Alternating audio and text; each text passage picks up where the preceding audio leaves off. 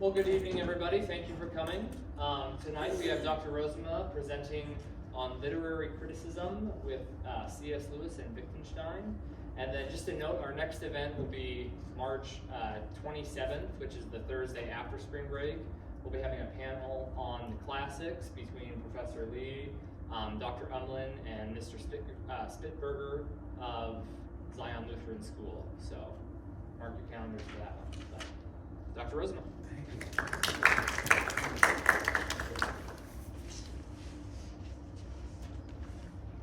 I'm just going to read, this is a paper I recently had published in a journal, but this is a shorter version, although by the end you might say, that was short. Anyway, I'm just going to read it and then we'll save questions for the end. If you have questions during the talk, write them down. We really would like to have a good discussion afterwards. So. All right. Give up literary criticism. So said Ludwig Wittgenstein to F.R. Leavis, the dominant literary critic at Cambridge for 3 decades and one of Wittgenstein's friends amongst the faculty at Cambridge. Just like that, out of the blue, give up literary criticism? Well, so it seemed. Leavis says that Wittgenstein came up to him one day and delivered this advice tout court, as they say, which means without qualification, without preliminary. He gave no indication of what, to Leavis, of what prompted this remark. Such a remark given to court raises questions for us. What did Wittgenstein mean? Why would he tell Leavis to give it up? What sort of literary criticism did Leavis practice? Did Wittgenstein think that what Leavis was doing was harmful or useless or based on a confusion? What was the context for such a remarkable remark? Perhaps Wittgenstein feared that readers had abdicated to literary critics like Leavis the privilege and pleasure of their own aesthetic experience. Maybe he hoped that in giving up literary criticism, Leavis would become the sort of matchmaker content with bringing readers and authors together and then leaving them alone with each other. O.K. Rozema suggests that the literary critic is not only unnecessary, but often a troublemaker. Quote, think of all the trouble we wouldn't have anymore if we, the few who now and then read poems, were to read and then say nothing, nothing. To keep still, to say nothing is the hard thing. But it would save so much trouble, and one can see at once that it would save us the headaches of criticism and aesthetics, which never did anyone good but the makers of aspirin. Rozema proposes the establishment of a society for the protection of poetry against endless chatter, recognizing at the same time that it is probably hopeless to stop the chatter. Nevertheless, the talk ought to be limited, he says, to, quote, what may be profitable. This requires discretion and attention to the particulars of a given situation, for every situation is different. Who is the individual who needs help in understanding this particular poem or passage? What exactly needs to be done so that the poem or passage becomes understandable to that individual? The goal is not to tell her what it means, but to get her to see for herself what it means. Not to impose an interpretation, but to enable the reader to discover for herself the best interpretations. The so-called critic, says Rozema, need not be a poet, but he must understand poems. Shall we now say that he shows this by his immaculate silence? Immaculate? Yes. The story goes that Wittgenstein read poems to the members of the Vienna Circle. They were all logical positivists, if you know what that is. And then, after he read, there was silence. When they then asked him to explain the poems, he just read the poems to them again. His silence was immaculate. Theirs was just awkward. Granted, the well-written novel, the well-crafted poem should be allowed full reign to speak for itself. On the other hand, we all must admit that we often require help in fully appreciating what these authors have written, or in coming to a better understanding of it. We all need helpers in becoming better readers of literature from time to time. Parents, teachers, literature-loving friends have all helped us learn to read, until we learn the art ourselves. This is not to say that we never need help after that. There will still be challenging poems, plays, and stories for which we require the odd helper. Still, the need for such help is, I suspect, far less than the supply of critics would lead us to believe. Of course, the sensible first step in improving one's appreciation and understanding of a literary work is to read it again, and then again, perhaps more slowly, making sure you're not too sleepy and your reading time is free of distractions.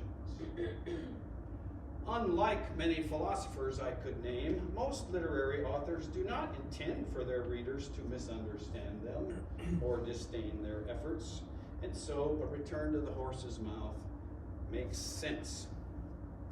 When that doesn't help, we have the mouths of many critics who claim to be able to help us. The crucial question, however, is what sort of help do we need?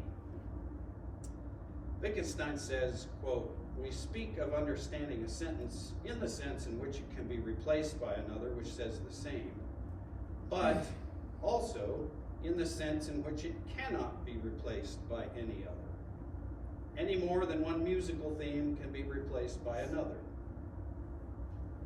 In the latter case, when the sentence or the theme cannot be replaced by another, there is, quote, something that is expressed only by these words in these positions. Ask yourself, how does one lead anyone to the comprehension of a poem or of a musical theme? The answer to this tells us how meaning is explained here. When I ask myself this question, how does anyone lead anyone else to a comprehension of a poem or a theme? My answer is, well, by having them listen to the poem or the theme read or played by someone who understands how it ought to be played or read. Just as we say of a musician that she plays musically, we might say of a reader that he reads literally, poetically. This involves such factors as tone, tempo, dynamics, emphasis, meter, accentuation, articulation, and so on. Wittgenstein didn't know how to read the poems of Klopstock until he read them aloud, following the stress marks that Klopstock himself included at the beginning of each line in his poems. When he followed these directions, Wittgenstein's response was, aha, now I know why he did this. This is grand.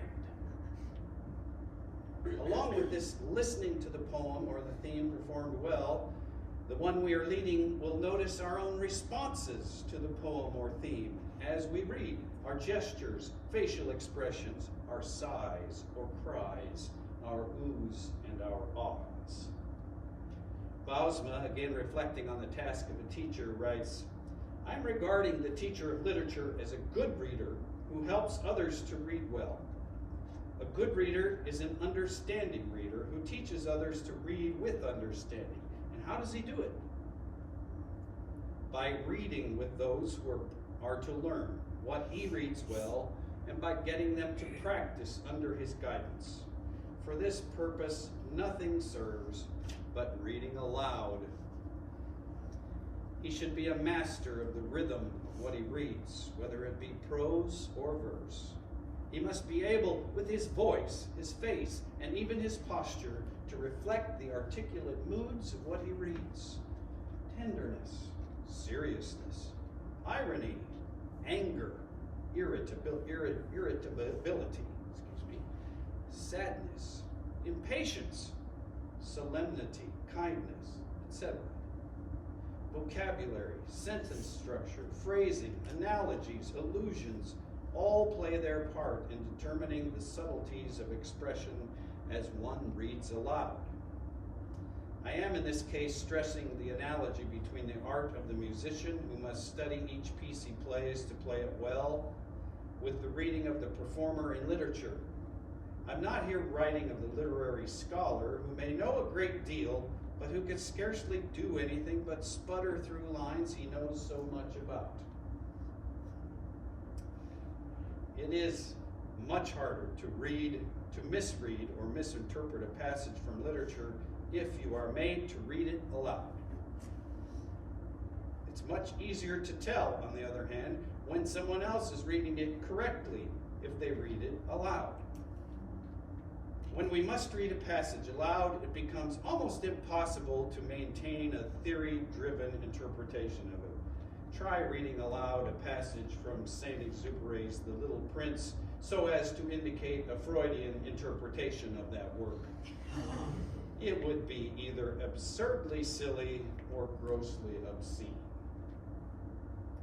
For a teacher of literature, having students read a passage aloud is often more indicative of their understanding of the passage than some exam in which the teacher asks for an interpretation of it. Similarly, the means of determining whether a musician understands a musical piece is to listen to how he performs it. Of course, this would require the listener to also understand the piece at least well enough to be able to judge the difference between more and less musical renditions of it. Even before he performs the piece, the musician practices, both on his own and with his instructor.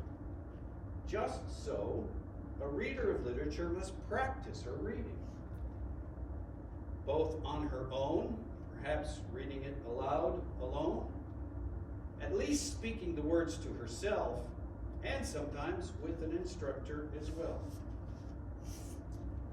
So, to give an illustration, Chapter 8 of Solzhenitsyn's Cancer Ward, set in a southern city of the Soviet Union just a couple of years after Stalin's death, one of the patients in the men's ward, Yefrem Podiev, asks his fellow patients, "What do men live by?" His question is prompted by the short story of Tolstoy's with that title, which Yefrem has just finished reading. Now, Yefrem has never read literature before this. He's lived his whole life in pursuit of sensual pleasures and the money needed to satisfy them. So it has taken him a long time to work through this short story. But as Solzhenitsyn tells us, quote, "The book was talking to him. It was unlike any he had ever read. It really held him." Yefrem's cancer of the tongue and throat, the same organs he had used to lie, to boast, to cheat, and to fill his gullet, has forced him to examine himself. He now faces a foe that is faceless, ruthless, and unstoppable. Solzhenitsyn writes, "The hospital had already planed Yefrem down roughly. It was easy to smooth him off now." Yefrem realizes that what he has lived by his whole life does not help him in the face of death. Tolstoy's story shows him the beauty in living and the consolation in dying by love. By the active love for one's fellow human beings, whether they be friends or enemies, loved ones or strangers. He is so taken by the story that he wants to know which of his fellow patients, all of them strangers and some of them even antagonists, who of them might also need to read this story. And with this as the context, he asks his question of all the other patients and listens to their answers. With Tolstoy's short story, Solzhenitsyn portrays one of the ways a work of literature can deeply affect a reader who's willing to open himself to what the story has to offer. But Solzhenitsyn's own writing of this chapter invites us as readers of that book into a self-reflecting understanding of Yefrem and of his fellow patients, all of whom give an answer to that question, what do men live by? At least as crucial as what each person's answer is the manner in which they say it. The tone, the inflection, the facial expression, whether it's given promptly or slowly, distractedly or deliberately. The answer that most irritates Yefrem is the one given by Pavel Nikolaevich Rozema, the personnel records administrator at a local factory, and a man full of self-importance and disdain for anyone who holds views or attitudes different than his own. Rozema says that men live by, quote, their ideological principles and the interests of society. Yefrem thinks that this answer is very near Tolstoy's answer, by love. And yet, Rozema himself seems not to live by love at all. He's as hypocritical as they come. Now, here's a case then where a correct reading of the passage in Cancer Ward depends far more on the manner in which Rozema gives his answer. He's eating a chicken leg, holding one end of the bone in each hand as he hears the question. It depends more on the manner in which he gives his answer than on the content of that answer. So here's the passage, quoting from the book. Pavel Nikolaevich did not put himself out in the least. He barely looked up from the chicken. There's no difficulty about that, he said. Remember, people live by their ideological principles and by the interests of society. And he bit off the sweetest piece of the gristle in the joint. After that, all there was left on the bone was the rough skin of the foot and the dangling tendons.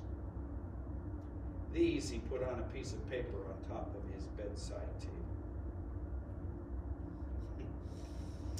This description informs our reading of Rousseau's answer.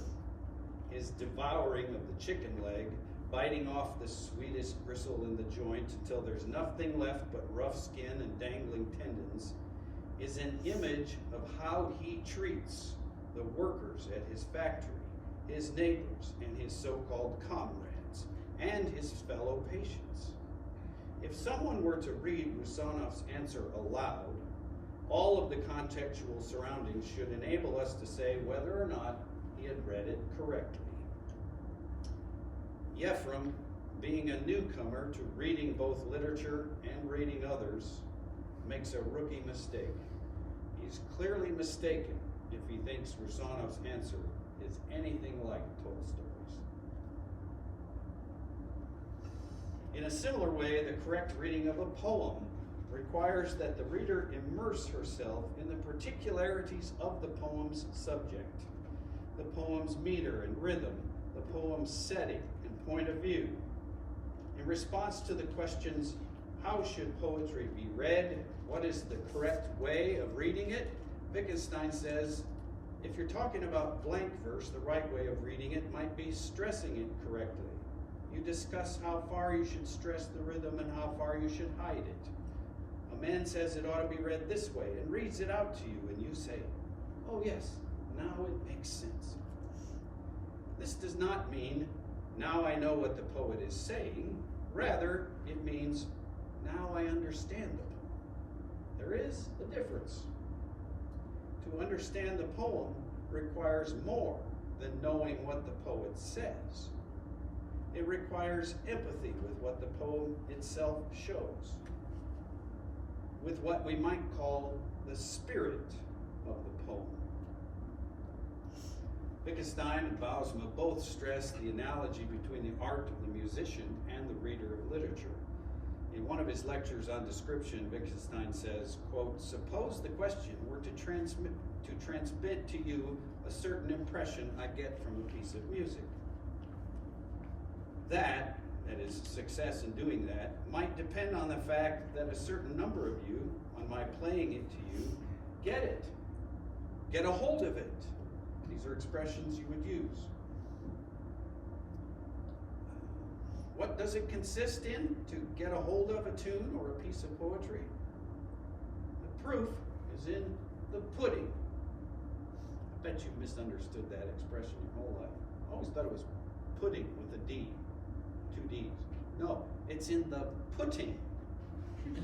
Okay? The proof is in the putting, the playing, or the reading. If the performer or the reader comprehends what I have called the spirit of the piece, it will show in the way that it is performed or read. Attuned listeners will respond in some such way as, "Oh yes, that's how it ought to be."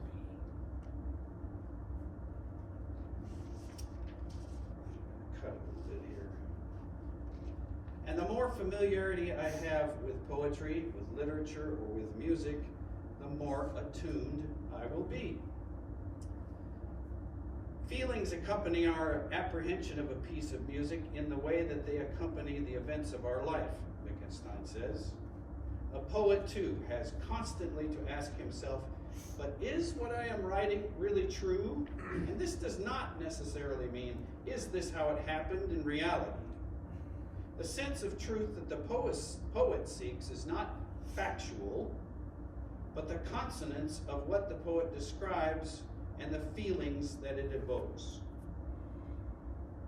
He says, an observation in a poem is overstated if the intellectual points are nakedly exposed, not clothed from the heart. I love that expression.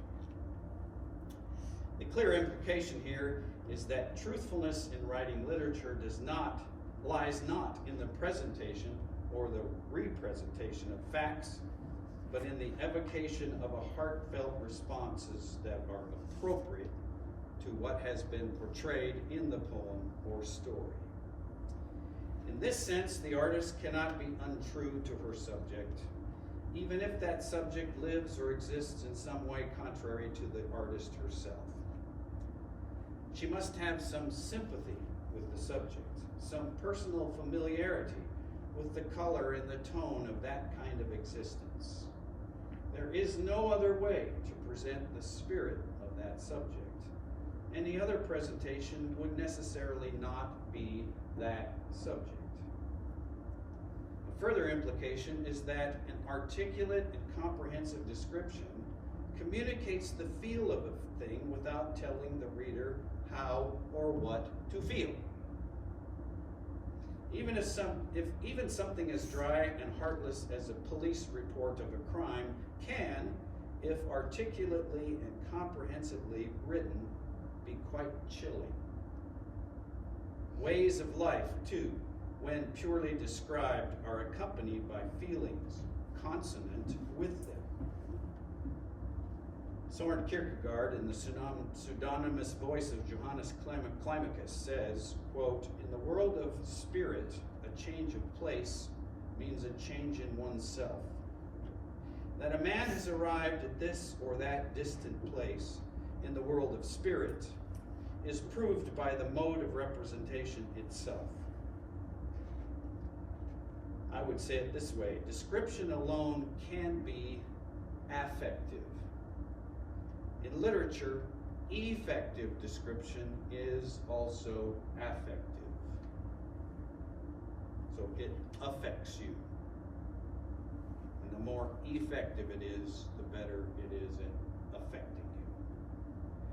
Wittgenstein concurs, quote, "Only an artist can so represent an individual thing as to make it appear to us like a work of art.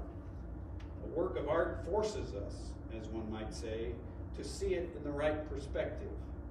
But in the absence of art, the object is just a fragment of nature like any other. Or, as my friend Don Welch would often say, a poem is what an idea or a thing feels like." Great. Let us return to Wittgenstein's remark to Leavis: "Give up literary criticism." One possible reason for such advice is that Wittgenstein feared that Leavis was not the sort of critic who helps us understand literature in the ways I've just expounded. It's likely that Wittgenstein thought Leavis was the sort of critic less inclined to read literature aloud with students and more inclined to write books about it with the intention of explaining the poem or the literary work. After that, such critics will also tell you if the work is any good. This might save you the trouble of reading it for yourself.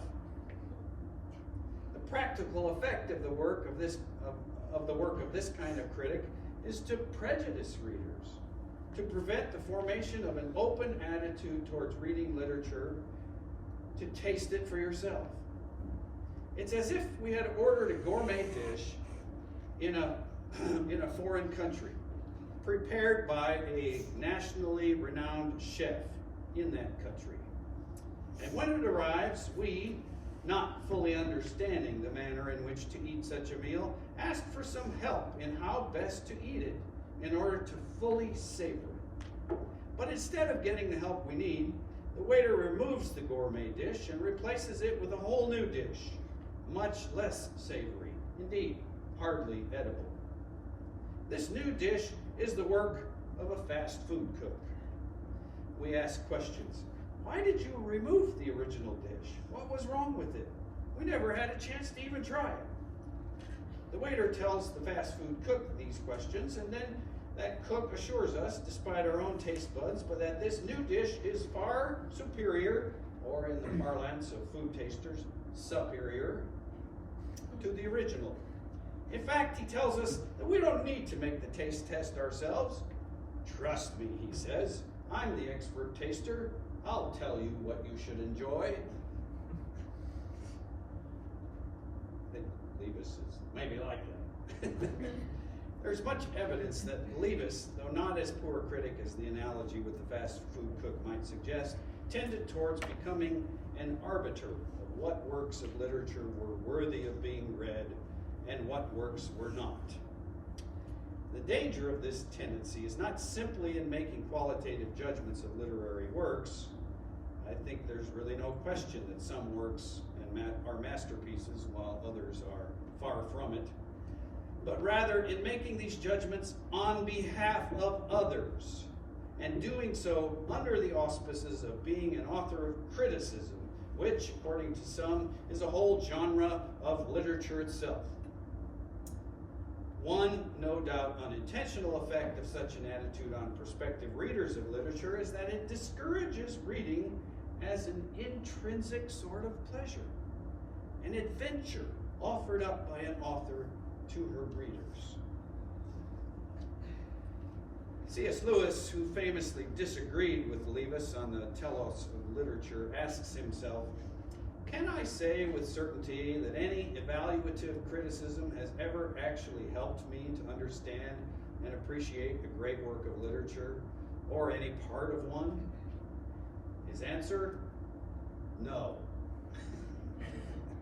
In fact, it's the other way around. Quote, the truth is not that we need the critics in order to enjoy the authors, but that we need the authors in order to enjoy the critics. Lewis argues that Leavis's insistence that the defining criterion for great literature is that it have the effect of forming or enhancing our moral sensibilities, a criterion that Leavis often glosses as seriousness, results in a kind of literary fundamentalism, analogous with religious fundamentalism, where the approved literary works show us what the commandments are, and the critics are the arbiters of those works. He says, there is for such critics no specifically literary good. A work, a single passage, cannot for these critics be good in any sense unless it reveals attitudes which are essential elements in the good life. You must therefore accept their conception of the good life if you're to accept their criticism. That is, you can admire them as critics only if you revere them as sages. And you know, they may be sages. The literary works they praise might be great works, well worth reading, not only for their moving portrayal of noble and heroic characters, but also for their literary brilliance in doing so. I think that's true of Leavis. A lot of things he said you should read are things you should read. He wasn't completely wrong about that. Rather, the problem is that they will discourage us from reading any books whose effects are judged by such critics to not fall in line with their criterion. After all, it's quite a slippery problem determining whether or to what extent a literary work affects a reader's moral sensibilities. Take, for example, two works by the same author, Oscar Wilde, The Picture of Dorian Gray and The Importance of Being Earnest. Which of these is more serious? Do you know these works? I mean, one's obviously a comedy and the other is not a comedy. It's not really a tragedy either, but all right. Which of these is more serious? Does the former, Picture of Dorian Gray, affect the reader's moral sensibilities more than the latter, The Importance of Being Earnest? Which of them, if either, would be considered by Leavis to be great? The problem becomes acute when it comes to fairy tales and many children's stories where it's impossible to separate the playfulness from the seriousness. But Lewis's concern goes deeper. If a critic makes it his profession to tell others which works or authors are great, he is preventing a reader the opportunity and the joy of becoming a good reader of literature herself. Quote, "We may doubt whether such caution, so fully armed a determination not to be taken in, is consistent with the surrender needed for the reception of good work. You cannot be armed to the teeth and surrendered at the same moment."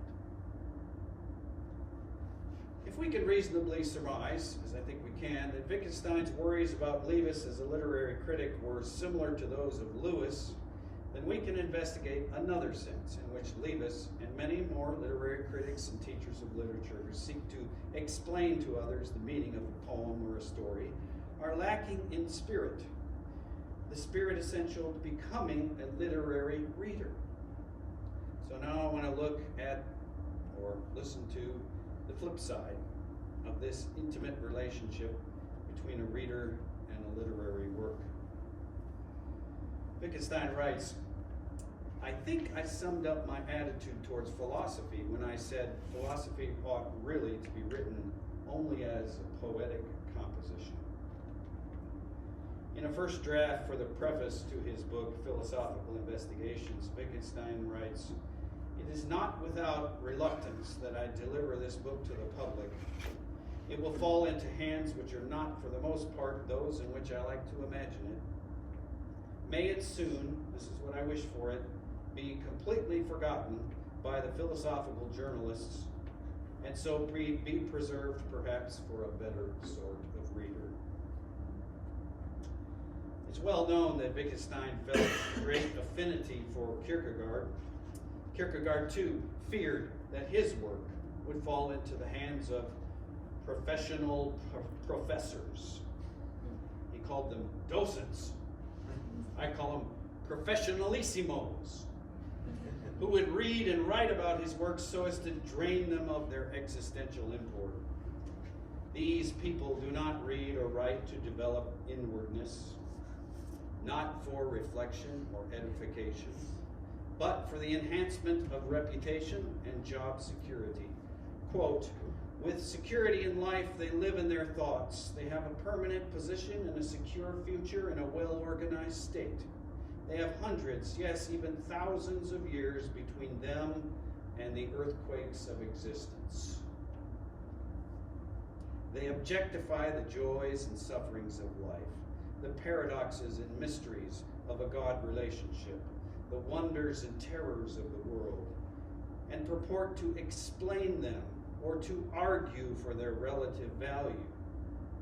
They read the Gospels, the epistles, the Psalms, other parts of Scripture under the illusion that they understand them, bewitched by mistaking cries and confessions for claims, praises and pleas for promises and promises for propositions, mistaking invitations and inspirations for information.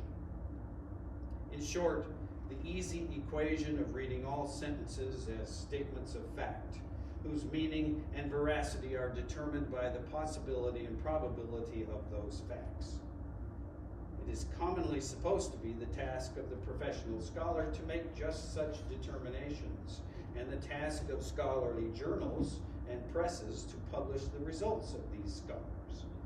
But this is yet another sign of what Wittgenstein feared, a dearth of readers of a better sort. This fear is one which gets expressed over and over in Wittgenstein's manuscripts. In a foreword to his book, which came out later, it was compiled by others, it was called Philosophical Remarks, Wittgenstein writes, "This book is written for those who are in sympathy with the spirit in which it is written. This is not, I believe, the spirit of the main current of European and American civilization. The spirit of this civilization makes itself manifest in the industry, architecture, and music of our time, in its fascism and socialism, and it is alien and uncongenial to the author. I'm really writing for friends who are scattered throughout the corners of the globe. It is all one to me whether or not the typical Western scientist understands or appreciates my work, since he will not, in any case, understand the spirit in which I write." The contrast here is between two kinds of spirit, or perhaps, this is a better way to put it, the contrast between spirit and the lack of it. One kind of spirit is the modern or scientistic spirit which was dominant in Wittgenstein's day, and I would argue is still dominant in ours, and is characterized by the word progress. For those with the scientistic spirit, or if you rather, those who lack spirit, progress is measured by the explanatory power of theories which have been tested and verified. Those with the scientistic spirit look at all things, including themselves, their fellow human beings, their creative works, as objects of study, as phenomena. It's a look from outside in. The other spirit is the spirit that seeks purity of spirit. In this spirit, I seek honesty, I seek clarity and truth in my own looking. This is an inside-out way of looking. For those whose spirit is pure, look at the world differently. The scientific method of achieving understanding has also infected much literary criticism of the past century and a half perhaps. The story or the poem is the object of study. It's seen as an artifact, not as a living work of art. Theories are developed in order to understand it. Or the author is analyzed using the methods of the social sciences in order to explain why he wrote what he wrote. But understanding a literary work has nothing to do with this sort of explanation. Aesthetic questions have nothing to do with psychological experiments, but are answered in an entirely different way, says Wittgenstein. And Bosma reminds us, reading is no more science than music is, and neither is there anything here in the teaching which corresponds to teaching a science. There are no rules, no proofs, no conclusions. There are no rules which will guide one to a right reading of the lines addressed to Ophelia, nor of Ophelia's lines. You, with such art and voice as you may have, must try them out on your pianissimo until you get them right. What sort of quasi-scientific experiment could tell us when we've read the passage or the poem correctly? It's absurd. No literary author, in addition, wants to be read by such a reader. This is priceless. Wendell Berry prefaces his novel, called Jaybird Crow, with this warning. It's right on the first page. Notice, persons attempting to find a text in this book will be prosecuted. Persons attempting to find a subtext in it will be banished.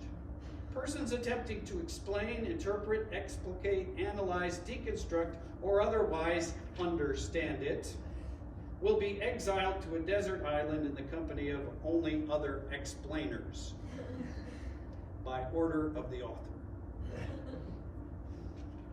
C.S. Lewis again provides some particular features of readers of the right sort. He begins his book, Experiment in Criticism, with this experiment, quote, "Literary criticism is traditionally employed in judging books. Any judgment it implies about men's reading of books is a corollary from its judgments about the books themselves. Bad taste is, as it were by definition, a taste for bad books. I want to find out what sort of picture we shall get by reversing the process. Let us make our distinction between readers or types of reading the basis, and our distinction between books the corollary. Lewis then, accordingly, draws a distinction between what he calls the few and the many. The few being the literary readers, and the many being the unliterary readers. The distinction between these two types of readers is not merely a difference in what they read, Dante versus the women's magazines, but rather in the activity itself. Although both types of people could be said to be reading, the use of the same word, reading, for both cases easily misleads us into supposing that the difference is only one of degree and not a difference of kind. As Lewis points out, the way in which the few, the literary, read is vastly different from the way in which the many, the unliterary, read. He says, the unliterary never read anything twice. They do not set much store by reading. It is kept for railway journeys, illnesses, odd moments of enforced solitude, or for reading oneself to sleep. I would add a few others. Passing the time, waiting for your plane, having something to do while you drink your latte. Anyway, and they seldom think or talk of their reading. By contrast, the literary people are always looking for leisure and silence in which to read, and do so with their whole attention. They will read the same work 10, 20, or 30 times during the course of their life. To them, the first reading of some literary work is an experience so momentous that only the experiences of love, religion, or bereavement can furnish a standard of comparison. Their whole consciousness is changed. What they have read is constantly and prominently present to the mind. They talk to one another about books often and at length. Well, what do they talk about? Will this talk be the talk of critics? Again, the answer turns on what is to count as criticism, or rather on what sort of reader the critic is. There is the talk of a lover when he or she tells you about the one they love.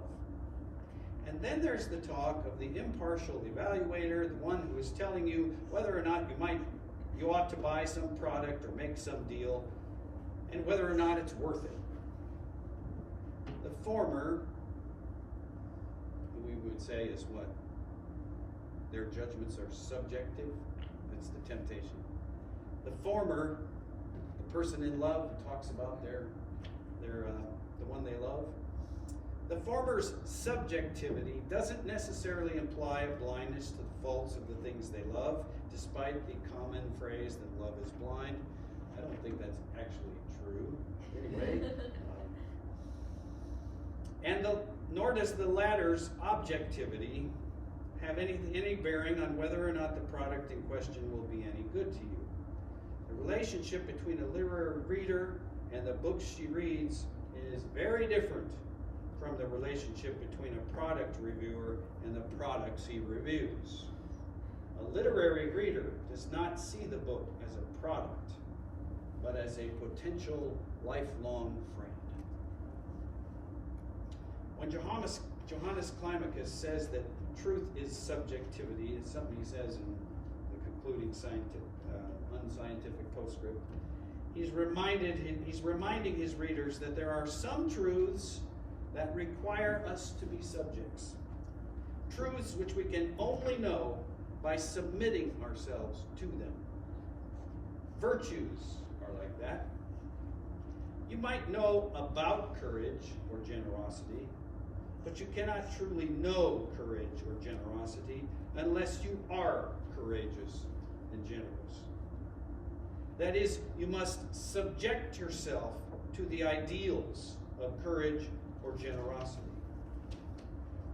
Kant says that knowing the moral law entails submitting to it. It is even clearer with persons. To truly know a person, or for them to truly know you, requires that you be open, honest, vulnerable. You subject yourself to their love, and they subject themselves to yours. Climacus wants to remind those who call themselves Christians that becoming a Christian is not simply a matter of ascribing to certain doctrines, following certain rituals, or belonging to a certain group. Rather, it's a matter of surrender, of submission, of subjecting yourself to Christ, just as Jesus himself subjected himself to, submitted himself to, and surrendered his own will to the will of the Father. With truths of this sort, knowing them to be true means being true to them. Well, I'm sure you've all heard it said that philosophy begins in wonder, as does science, as does literary criticism. But whereas wonder for many scientists, for some literary critics, and for many so-called readers is a condition to be treated with plausible explanations and thereby relieved or cured. You know what I'm talking about. I wonder, oh, let's get rid of it. Let's get an explanation. Let's come up with a theory. So rather than that kind of approach, wonder in philosophy and wonder in reading literature ought to be sustained through all discoveries. As Wittgenstein says, man has to awaken to wonder, and so perhaps do whole peoples. But science is a way of sending him to sleep again. For the true philosopher, as for the literary reader, wonder is not a condition to be cured or relieved. It's a virtue to be acquired and cultivated. This is a defining characteristic of someone who has the spirit of a reader, for it is only through such a spirit that one can enter into the spirit of a literary work and thereby be awakened to wonders. While we cannot know for sure if Wittgenstein thought that Leavis had failed to be a better sort of reader, it is clear that for those who have neither the receptive spirit needed to let literature transform or edify them, nor the love of language needed to appreciate the artistry of creating with words a compelling story, a poem that sings, or even a memorable sentence. For such critics, Wittgenstein's admonition applies. Give up literary criticism.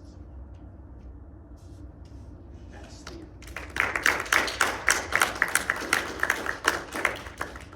Thank you for listening for so long. Do you have questions, comments? I'd love to get a discussion going. Yes. I was thinking of like Northrop Frye and anatomy of criticism. This question was posed and I saw like the talk for tonight. And I wonder where you think he would fit into this. Yeah, good question. It's been a while since I read Frye. Lewis makes a distinction in an experiment of criticism between types of critics. One type, and the type he's especially arguing against, are what he calls evaluative critics. The ones that want to tell you whether this is a good book or a bad book. But he actually has a high praise for what he calls, I forget the word he uses.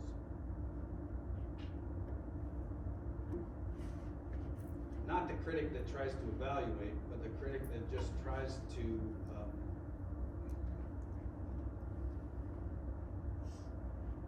well, there's giving background information that you might need. That would be one task that could be helpful. But I think he's thinking primarily of those who point out, here's, for example, here's what the word this author used here, or here's a sentence they used here. and it fits perfectly what they're trying to communicate. So this is just the right word, and they might actually go through other words the author might have used there, which would not have communicated the proper feeling or tone or whatever. I think you could think about it like you would a music critic. There's different types. There are some that just try to say that's a great piece of music, that's not. But a more helpful critic, according to Lewis, would be the kind that demonstrates to you, here, listen to this piece of music played with these instruments, now listen with these instruments, which one really fits the spirit of this piece better. So, back to Fry, if I remember correctly, he's not so much an evaluative critic, he's more like the critic that Lewis says can actually be helpful.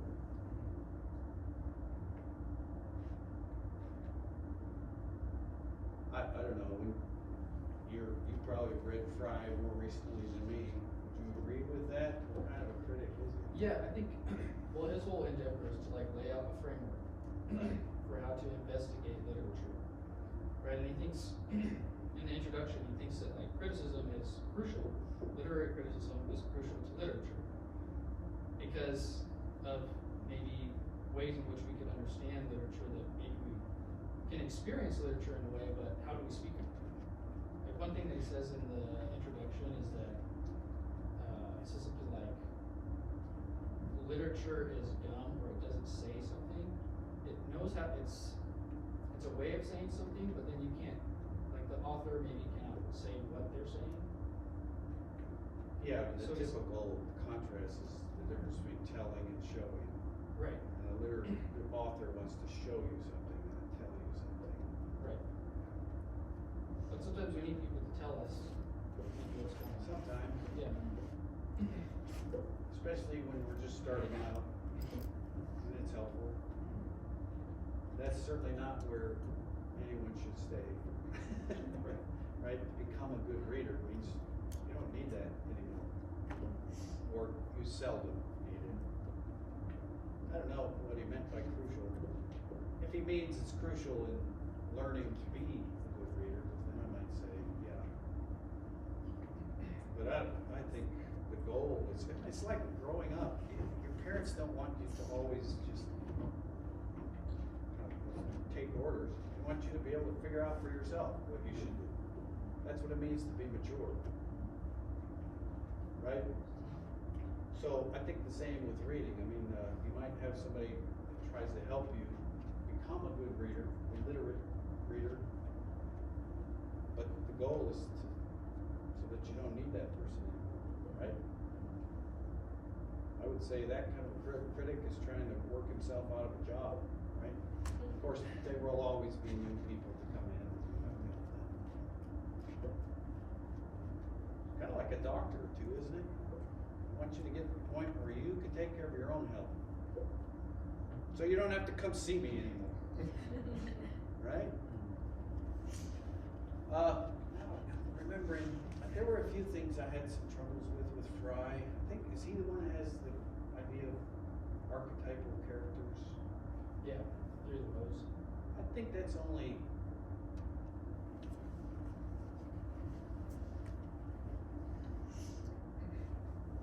the help from that kind of way of reading characters is only partly helpful. I really feel like,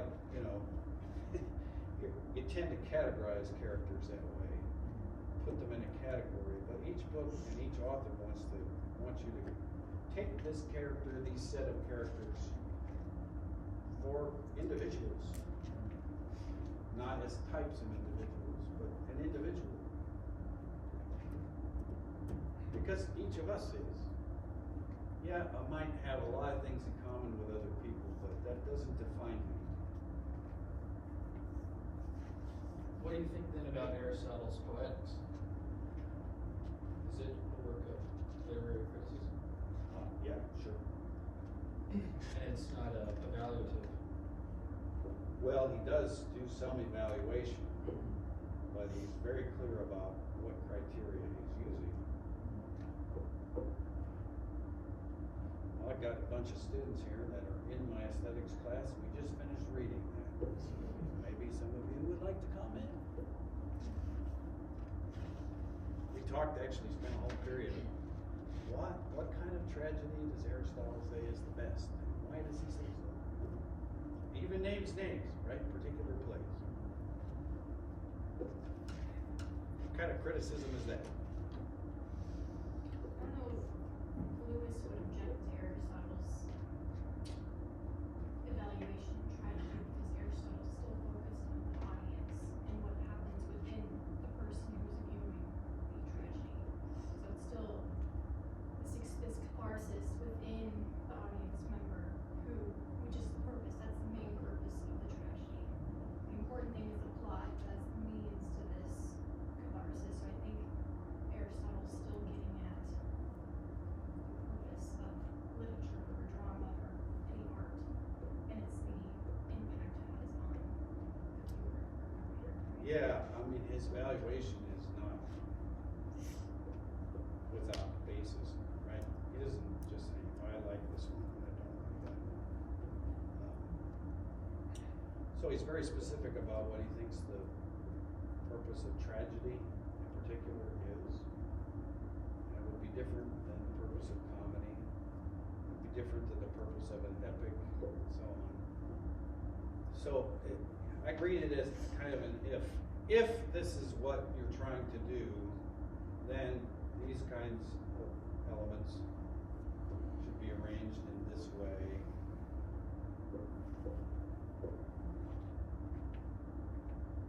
It would be different with a different art, or you have a different purpose.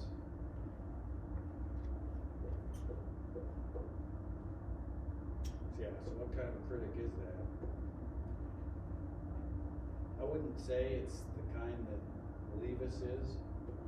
I mean, there's still an invitation in Aristotle to, don't just take my word for it, read it yourself. Yeah.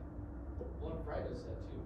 Yeah, I mean, he does, yeah. The introduction is, he titles it a polemical introduction. Right, So I don't know if this is gonna work, but, right. you know, I'm introducing this, you know, pick it up Right. wherever you can and use Yeah. it.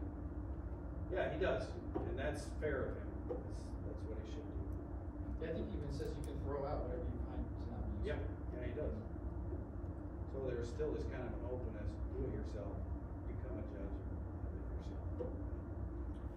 Yeah, and I think Fry, if I remember correctly, considers the critic to be essential, not for every reader, but for, I guess, society in general, because he's afraid of literature falling to the wayside in the general public not being able to, that they haven't developed sensibilities, or what was the word that you used, attuned? Yeah.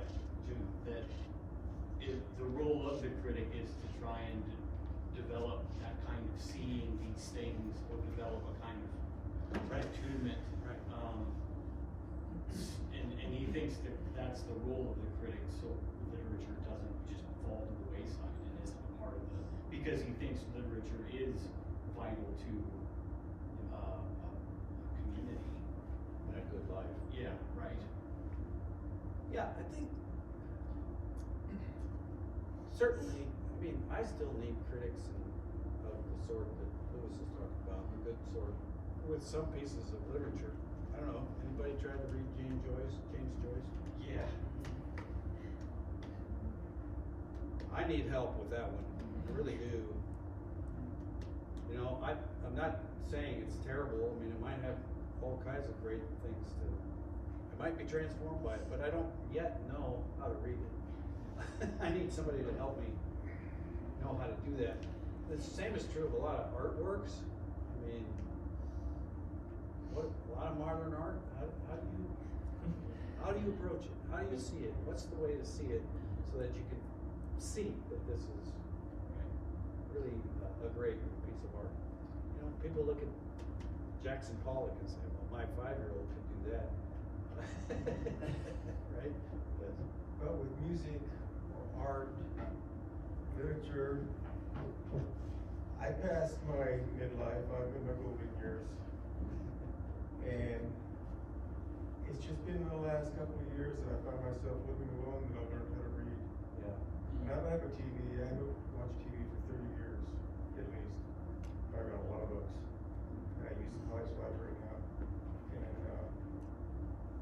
now I'm past the we're all being educated, but I'm past the formal education of my younger years, where I have, and I still have a 2-read stack this big. Yeah. But it's not the time-consuming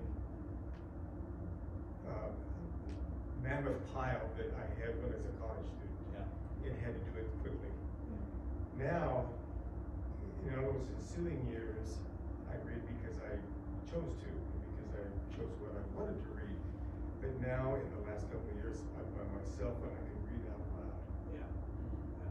And I found that there's a whole new world of reading and understanding and feeling. What was the Don Welch quote that you had? The poem is A poem is what an idea or a thing feels like. yeah.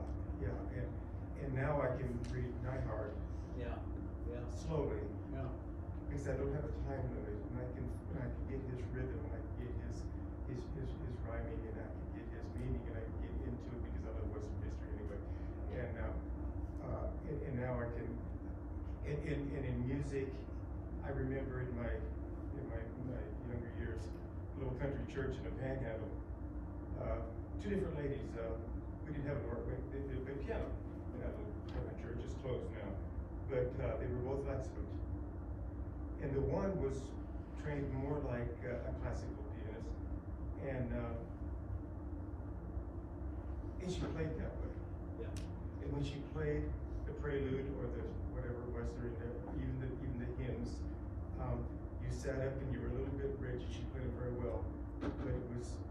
And the other lady sat back, and when she played, you just went, ah. Yeah. It just soaked into you. Yeah. And when I go to art museums and I look at bronzes, I can look at a Remington sculpture at the Whitney Gallery in Cody, Wyoming, at some of the great Western art. And I see a bronze, and if I feel like if it's good, I can feel it because I can take that cowboy's hat off and there's a head in there. Yeah. I can pull his shirt open, there's a body in there. That's how good it is. And that's the feeling that Don Welch was talking Yes, about. I think so. Absolutely. Yeah, and so the time limit of going full circle to learn to read out loud and absorb that, and then read it again. Yeah. And I can't remember which important guy it was. It might have been Montaigne. I'm not sure. I can't remember. That said, I'm very interested in what a person reads, but I'm more interested in what they reread. Yeah. Yeah. So anyway, That's all I true. have to say. Yeah, that fits perfectly with what both Lewis and Wittgenstein were saying here. Yeah. I think it's Kierkegaard really insists that his books be read aloud. Even will say at the beginning of his books, this should be read aloud. Not necessarily to anybody else, but you should read it aloud. Yeah, that is such an important thing. And I have to admit, I haven't done it like I should. I haven't paid attention to that like I should. But it's never too late, right? Yeah, you should admire this fellow. He's how long did you say it's been? How long has it been since you watched television? Oh, I don't know. Since the mid-90s, probably. This guy's, man, he's 40 years sober. Well, I admit, I love my own laptop, and I spend a lot of time on my laptop because there's online things. And Sure. It's Yeah. nice, but, Yeah, that's kind of a joke. Maybe not too much of a joke. Go ahead. I was thinking of this when you were mentioning James Joyce, and I was thinking primarily of poetry with, and I was thinking about Wordsworth, and how he has kind of criticized some of his predecessors for their erudite language, because it's not accessible to the common man. That's part of what makes Wordsworth so accessible, is that he uses these natural images and common language that so can speak to more people. Yeah. And so if you have a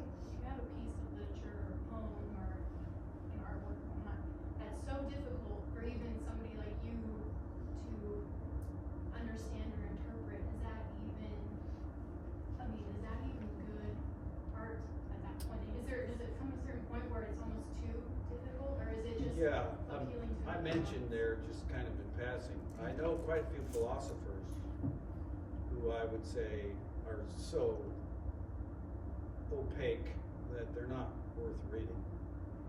I've tried, but that's the key point. You gotta try. Right, but if there's- And if you try and you still can't get anything out of it, now it could be that you just aren't a good reader, Right. but it could also be, this is a bad book. I mean, it's just not well written. It could be that way too, yeah. Yeah, I think of certain philosophers that are Hegel, Heidegger, my goodness, it's just really tough to get, for me anyway, to get something out of those. Are they trying to impress someone, or are they trying too hard, or are they too academic over our heads, or what is the deal? I agree totally. I just don't get it. Right, and it's, even when you look for help, in fact, I remember this so clearly in grad school, reading Hegel and telling myself, I'm gonna get this on my own. I'm not gonna try to get somebody else to help me. And I just got to the point where I said, oh, I can't do it. I just can't. So I ended up getting some commentaries on Hegel. But all I found was that they just repeated the same thing. And I still didn't really get out of it what should have been there. Yeah, it's a tough call. I think sometimes the problem is you know, maybe you just don't know how to read that yet. But I think it could also be the case that it's just not well written. It's not something that has the kind of thing that Lewis says a piece of literature should do to you, right? It should nourish you. You should be able to live off it. That's why you can read it again and again and again. Or you can take a painting that's great, and you just, every time you look at it, it feeds your soul, you know? Or a piece of music that's great. I will never read Hegel again. I can't live off of it. There's no nutrition there. Does that make sense? Yeah. You said that wonder isn't I think you said it's not a lack meant to be redeemed, but it's a virtue meant to be cultivated. Yeah. So if we're thinking of it like Aristotle, like there's going to be an excess and a deficiency of these. I was just kind of wondering what you think those might be. The deficiency might just be indifference, right? Yeah. You're just not moved by Apathy. anything, Right. yeah. But then the excess, would that be anxious doubt to treat it as a problem to be solved? Or something else?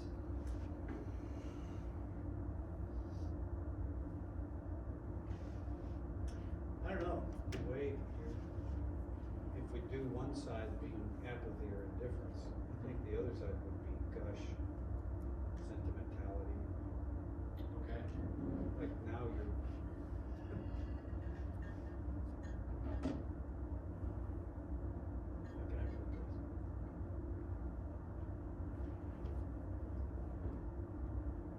Your wonder exceeds what's reasonable. I don't know, it's a good question. Well, the other problem I kind of have with that is I'm not supposing wonder to be a moral virtue. It's more of an intellectual or even a virtue of the heart. So I don't know if we can put it in terms of excess and deficiency. I don't know that it's a mean between two other things. That make sense? But I do think, Yeah, I would agree. yeah, it would be, I was just, I think if you don't have the virtue of wonder as an aesthetic or a heart virtue, then nothing would cause you to wonder. You wouldn't stand in awe of anything. You know? yeah, and I was thinking of,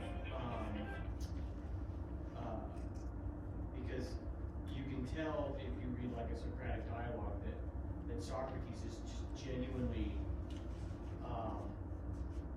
excited about the kinds of questions that they're asking, and not trying to win an argument. He's genuinely concerned about the truth of the matter, and he's usually the one who's having the most fun in the conversation. But then you get to somebody like Descartes in the Meditations, where it's no longer wonder that's motivating him. It almost seems like an anxious kind of doubt where I see. Yeah. The problem is affecting him. Yeah, I He's see. moved to try and answer it, but it's not wonder. Oh man, I've got to figure this out. I'm just so worried about not having a firm foundation. Yeah, I get what you're saying. Yeah, I think that's certainly not the virtue. And that's, if your wonder is, how do I get rid of this wonder? Yeah, right. Then that's not a virtue. Yeah. You had a question? He mentioned the limit of time we have in college to read a vast amount of readings. Yeah. Do you think that time constraint had an effect on the reader's ability to understand and comprehend that set of literature? Because in the day of my Absolutely. I do. school, I mean, Yeah. I read 100 to 120 pages for political science major. When I go to law school, we have to read 400 to 500. Yeah. So, Well, first of all, to answer your general question, yes, I think it's detrimental to have so much to read that you can't really concentrate on it. But my other comment would be political science and law journals are not literature. I mean, in one sense they are, just the broad sense of anything that's written being literature. But that's not what we're talking about here. We're talking about stories, poems, could be dramas. Dramas are considered, plays, literature. So maybe you could read that much in political science. I still think that's an awful lot. In some ways it's harder. I would rather read a story.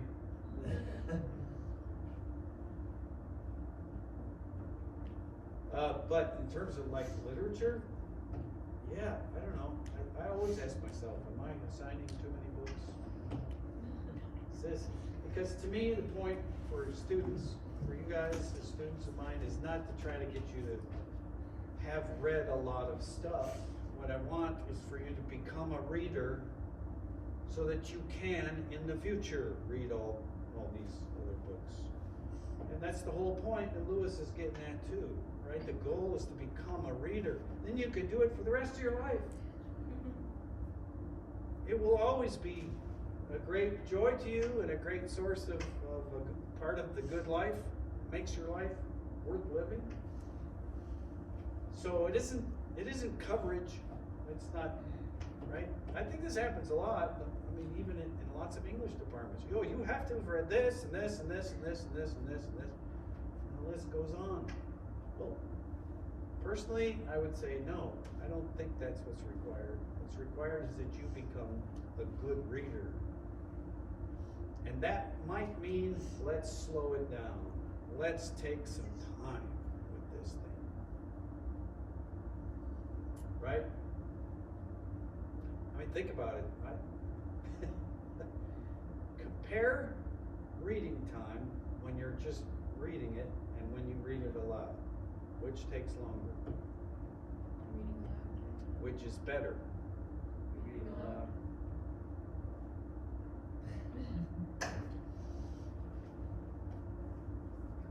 Right? I remember this in college, thinking, oh, I'm stupid, I'm not a fast reader. And I'm not. Still to this day, I'm not a fast reader. Does that make me bad? Am I a poor student? Is that a bad thing? And over the years I've come to see that that's not a bad thing. In fact, the faster you read, the more you miss. Especially in literature. Think about poems. Are they meant to be read fast? Absolutely not. Right? In fact, most poets have things in their poems to slow you down. They have line breaks, they have stanzas, they have right? So in poetry, maybe even, especially more than in works of fiction, part of the joy of it, like you were saying, is to feel the rhythm, to hear the sounds. Music is called phrasing. Yeah, exactly. Right, and every song has a time signature and a tempo. Yeah. Maybe you guys have heard of it. Theodore Roethke has a great poem called The Sloth Yeah. that you cannot read fast because of the vowels that are used, and it's impossible. It's so perfect. Yeah. I remember a Keats poem too, where he's talking about dying. I can't remember what the name of it is, but you can tell there's a kind of urgency. He wants to get this out because he is dying. But there are even places that have stops where, because he's got tuberculosis, I think, and so he's coughing into a rag.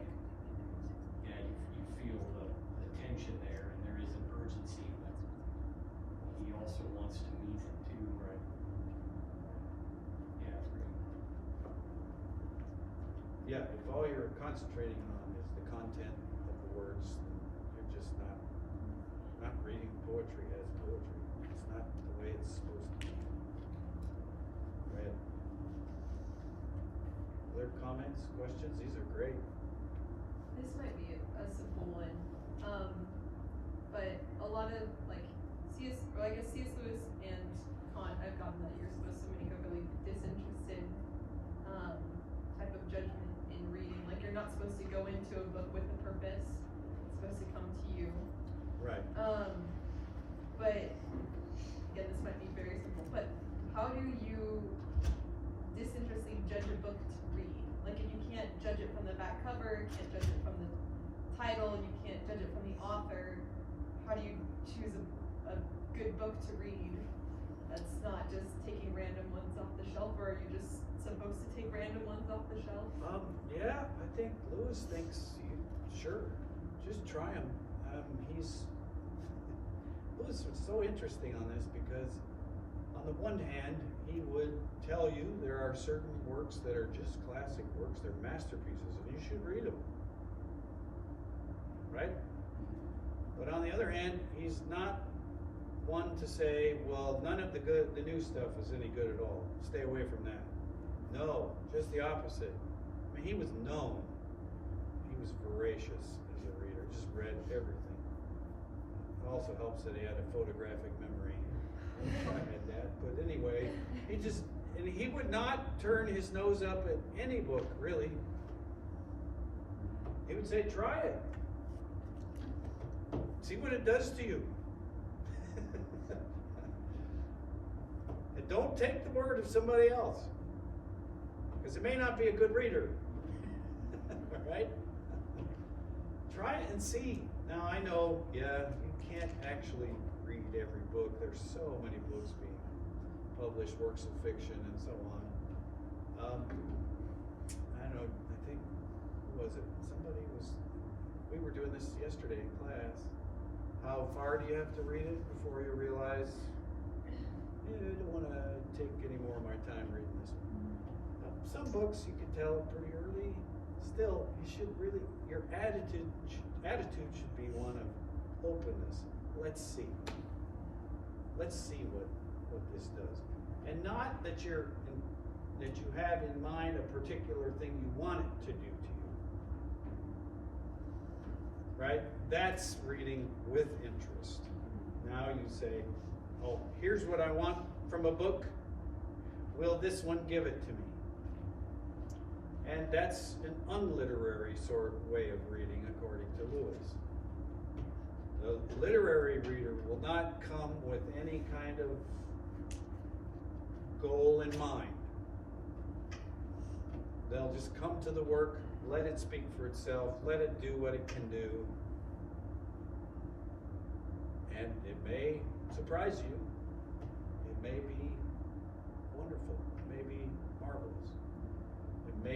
the kind of thing that you come back to over and over and over again, right? The thing I keep wondering is how many books are there out there that I haven't yet read? How many books like that are out there that I haven't yet come across? That's why I like what you're doing in your years and the time you have now. What a great thing to do. Well, you know, at this stage, and I think everybody will, there's still all these books I want to read. I want to get to these things. At the same time, it's like movies. There's a lot of movies I want to watch again. Yeah. Because I'll get it better the second time. Right. Or the third. And rereading it is exactly the same. You know, I just the first time around 20 years ago, 25 years ago, I just right. You know, I get it better this time. Right. And so, my question that I face at my age, my interest is, do I grab another one off of this to-read stack that I've been wanting to get to, or do I go back and take this one off the shelf and read it again? Which one's going to give me more? Which is the best value for my minutes? Yeah. Which should I do? And I don't know. That's a good question. Yeah. I struggle with that. Yeah. It's a good problem to have. It is. It is. Yeah. I've got a sign, a little sign I made. I chiseled it out of the wood, and I've got it on my shelf. It says, "Too many books, not enough time." Yeah. Right. That's right. There better be an afterlife. I got lots of books to read.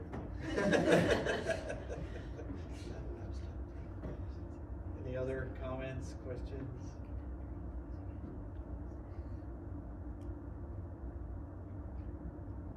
Well, I hope this was helpful to you.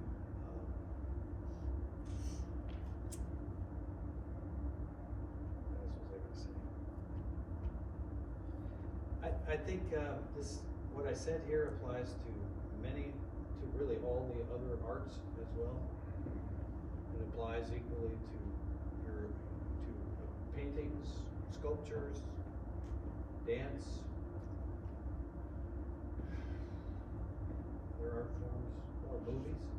I think it applies there. Certainly to drama, plays. Yeah. So some of you know I do a lot of stuff with the community theater. And one of the things I do there is help choose plays for every season. And I really hate, you have to think about who's going to come. Because, you can't make it unless people come. So we're always in this position of, well, do we do shows that everybody knows, and because we know we'll get a crowd? There's so many great plays that people just don't know about. Yeah. And we want to do them. And we have to kind of think, well, will they come? And it's frustrating, I find myself becoming frustrated with playgoers. I feel like you really ought to be willing to try more things, Just because you don't know about this play, why don't you come and see? Check it out. Try it.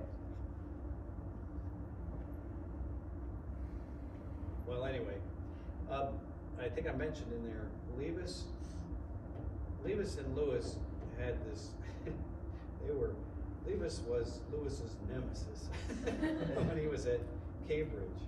And they were both English literature professors, but Leavis especially despised Lewis. Lewis he kind of looked at the debate as an academic debate, and he didn't take it personally, but Leavis took it very personally. But Leavis was the kind of guy that he liked to make up your mind for you. He would tell you what you should read and what you shouldn't read. Dr. Umlin just told me the story 2 days ago about Leavis having a conversation with another professor who had written on Shelley. And Leavis told this other author, "Oh, I've settled Shelley."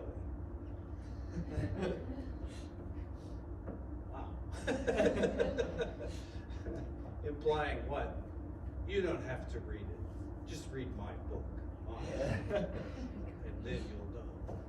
And didn't that guy reply with, Shelley has a way of burying his undertakers or something? Yes, yeah, it's a great response. Yeah. It's a great response.